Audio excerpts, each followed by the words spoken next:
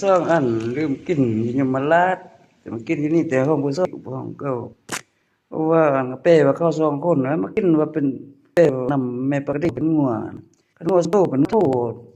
เขาบอกคนเดียวก็ไทยพวกเจ้าสองคนคนเท่าดึงแม่ไทยผู้นุ่มก่อนจับไทยอันนั้นนะงัวไทยเด้